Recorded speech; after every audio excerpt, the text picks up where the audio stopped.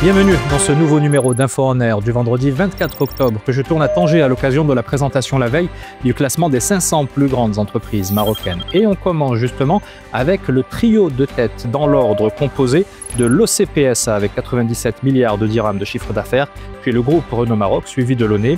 Au niveau de la région Tanger-Tétouan Al-Hoceima, Renault Maroc occupe la première marche du podium aux côtés de l'agence spéciale Tanger Med et Aluminium du Maroc.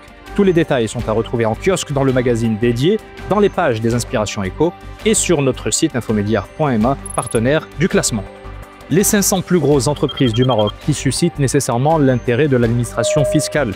Cette dernière est en pleine phase de modernisation dans le cadre du projet de loi de finances 2026. En quête d'efficacité et de modernité, le fisc va poursuivre sa dynamique de digitalisation et déployer diverses plateformes pour se rapprocher des contribuables.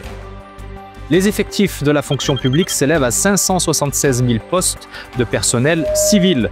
Et d'après un rapport sur les ressources humaines réalisé au niveau du ministère des Finances, 90% de ces ressources se concentrent au niveau de 7 départements ministériels. Et sans surprise, c'est celui de l'éducation nationale, du préscolaire et des sports qui arrive en tête, suivi de l'enseignement supérieur et de l'intérieur. La Royal Air Maroc renforce ses vols domestiques à destination des régions du sud du royaume. La compagnie nationale propose de nouvelles liaisons depuis Marrakech vers Dakhla et Laayoune, mais aussi au départ de Rabat. Quant à la capitale économique, elle dessert dorénavant Laayoune, Guelmim, Tantan et Smara, des vols qui représentent globalement près d'1 million de sièges. Et pour finir, on prend encore plus de hauteur avec cette union entre les poids lourds européens Airbus, Thales et Leonardo. Ils viennent de conclure un protocole d'accord afin de fusionner leurs activités dans les satellites. Un méga projet destiné à contrer la domination de Starlink du milliardaire Elon Musk. Ce mastodonte de l'aérospatial emploiera 25 000 personnes pour un chiffre d'affaires évalué à 6,5 milliards d'euros.